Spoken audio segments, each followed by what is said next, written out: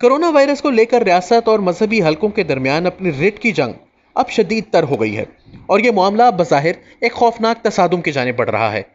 इस्लामाबाद में मसाजिद के लिए मुत्तफ़िका SOP पर अमल न करने के बाइस लाल मस्जिद इंतज़ामिया को नमाज जुमा का इज्तिमा करने से रोका गया, जिसके बाद अब मौलाना अब्दुल अजीज़ के हल्का असर से रद्द अमल आने का खदशा है। मामले की तफसीलात के मुताबिक सदर मुमलिकत और जय्यद उलमा के माबैन मसाजिद के लिए बनाए गए 20 नुकाती SOP पर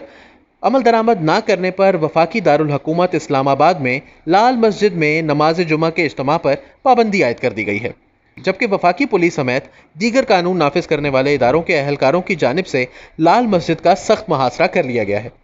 इस बारे में लाल मस्जिद के तर्जुमान हाफिज एहतशाम ने बताया है कि लाल मस्जिद का कल से पुलिस ने मुहासरा कर रखा है और कल भी कुछ लोगों को गिरफ्तार किया गया और आज भी पुलिस की जानिब से गिरफ्तारियों का सिलसिला जारी है।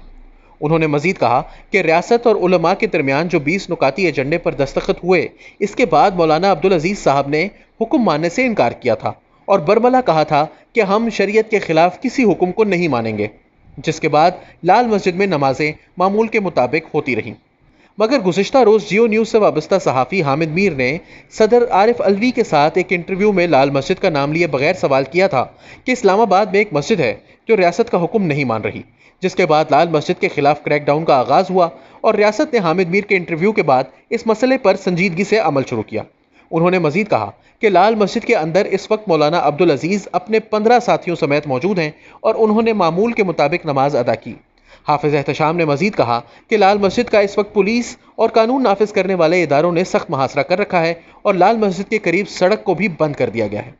लाल मस्जिद में मौजूद एक मौलम ने नया दौर मीडिया को बताया कि मौलाना अब्दुल अजीज़ ने मुल्क भर के तुलबा को कॉल दी है कि वो लाल मस्जिद पहुँचें और हालात किसी भी वक्त ख़राब हो सकते हैं। इस हवाले से जब नुमाइंदा नया दौर ने DC इस्लामाबाद हमजा शफकात से रब्ता किया तो उनकी या उनके तर्जुमान की जानिब से कोई जवाब मौसूल नहीं हुआ। इस हवाले से मामलात की खराबी के बारे में नया दौर मुसलसल निशानदही करता रहा है।